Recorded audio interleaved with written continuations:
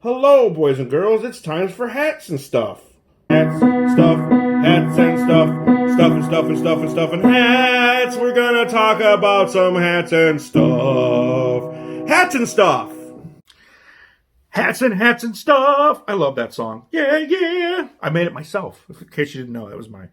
So, welcome to Hats and Stuff. Today we're gonna talk about the proper way to wear the hat, ways to wear hats. There is no real proper way to wear a hat, because, like I said in a episode I already did, you be you and you do what you want to do. So let's talk about the thing that has ruined wearing gentlemen's hats. And I don't own very many of these. Yes, I'm a White Sox fan. I live in Chicago, and I'm a White Sox fan. So this is a baseball cap, right? And you wear a baseball cap a lot differently than you wear a dress hat, for lack of a better term. So baseball hats come down way low, and the whole point of coming down way low so you keep the sun out of your eyes is you're playing baseball. But everybody thinks that's the way to wear a hat because that's what everybody knows, right? So you wear it way down and way down, way down. Well, that's how you wear a baseball cap, baseball hat, baseball cap. That's not how you wear. That's not how you traditionally wore a gentleman's hat. So let's talk about a gentleman's hat. So ball cap is way down low, and I know some people that do the same thing with a gentleman's hat, is they wear it way down low. But I'm going to show you the tried and true, the proper, if you had done things way back in the day, how to wear the hat. So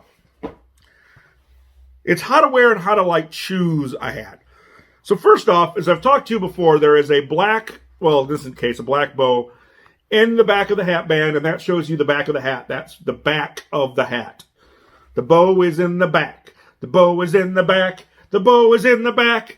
Don't touch the crack because the bow is in the back. Yeah! I copyrighted that. So the bow's in the back. So when you wear a hat, you want to take the bow, and typically when you put on a hat, you want to grab it by the brim.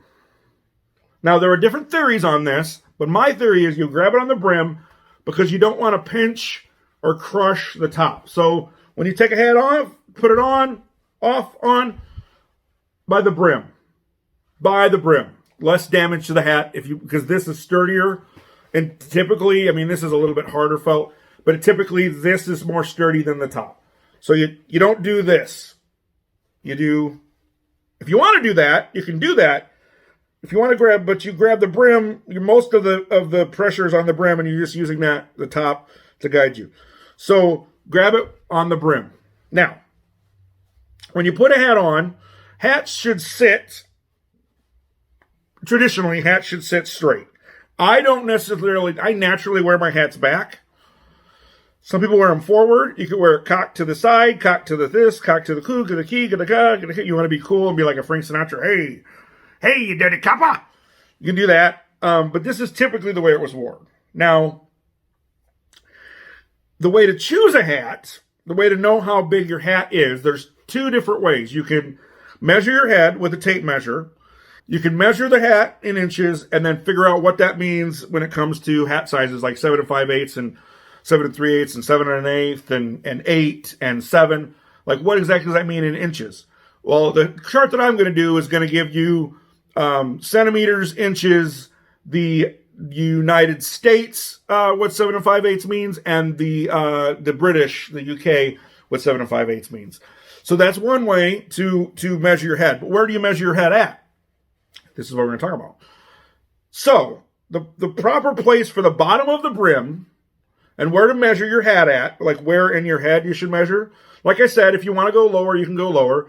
But the traditional way is you take two fingers, pointer in the middle, and you go to the top of your eyebrow, find the top of your eyebrow, and then take those two fingers, draw them to the center of your head, right in the middle of your nose, and then this, where the top finger goes, try to go as straight as you can, where the pointer finger is, that is where the hat brim should sit. And that's, basically where this hat sits. So that means that there's a lot more space between the ear and the head than it is on a hat, than a baseball cap. But that's where it's That's the traditional. Take the two fingers, go from the eyebrow, go to the center of your head. The pointer finger is where the hat should lie. Now that's how to wear a hat. Now, let's talk about some terms about how to wear your hat. I'm not currently wearing a hat. I am about to don, D-O-N, don my hat. I donned my hat. I doffed my hat, taking it off, doff, off, don, on. So, say it with me. Ready? Here we go. Don. I messed that up. Let's try it again. Ready? Don, doff. Don, doff. Oh my gosh, you're now a hat experiencing awesome person of stuff. Now, when to take your hat off and when to doff your hat. So, traditionally, anytime you were outside, you had a hat on. So this is like Victorian period up till then. Up till essentially, so what killed wearing hats, if you ask? What happened? Why did people stop wearing hats? John F. Kennedy, because he didn't like wearing hats. And also the greaser hairstyle. So like the Elvis and, some people say Dean Martin, which I don't think he was a greaser, but the greaser hairstyle, because you have all that crap, all that goo in your hair, wearing a hat would ruin it. So that's why hats got out of fashion. JFK was notorious he did not want to wear a hat. And in case you're wondering, he is not the first person so traditionally, when you got inaugurated, you'd wear a top hat. People say he's the first president to not wear a top hat during his inauguration. That is not true. I'm pretty sure, now I could be wrong, Carter was the first president to not wear a top hat during his inauguration. And then, what's his name? Reagan brought it back. Now, I do not know about the Bushes or Clinton or Obama or I work in a liberal industry. I'm a Democrat. Whether they wore top hats. But that's where it ended. That's where the thing ended. So traditionally, if you went outside, you wore a hat. You always wore a hat. If you didn't wear a hat, it was being rude. And that could be anything from a bowler to a flat cap to literally a cowboy hat. You wore a hat. So when you went inside, you took the hat off. If you were in someone's home, you never wear a hat in someone's home. The way I deal with that is I ask if it's okay. Most people are like, what's the big deal? Because in the military, for example, you take, and I forget what they call a hat, but you don't wear your lid. You don't wear your lid inside. It's a sign of disrespect. So when I go to a house, I'll always ask.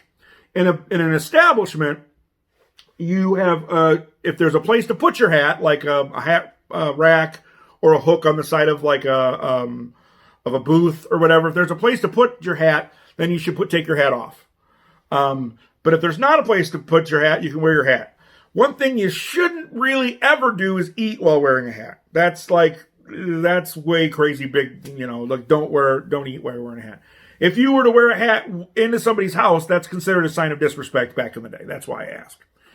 You're not supposed to wear a hat indoors, like I said, unless you do not have a place to put it. When you meet someone that you know, so you meet a gentleman or lady that you already know, then you tip your hat. Now, the tipping could be whatever you want. The tipping could be just like moving it off your head. The tipping could be, like a full tip or a half tip or a side tip. But that's when you meet somebody that you are already familiar with. Now, when you meet somebody you do not know, you've never met them before, you take your hat off as you're introducing yourself, and then you can put your hat back on. Of course, when you're outside. The exception, that's for men that you are meeting. You can put the hat back on. But when you're meeting a woman for the first time, or you're talking to a woman for a long period of time, so if you just meet a woman, you can, but if you're going to have a conversation, then you take your hat off. And that's hat etiquette. So you take your hat off when you're having a conversation with a woman or women. Or if you're meeting a person for the first time or a woman for the first time. Also, the reason, I didn't know this till I was a hat guy.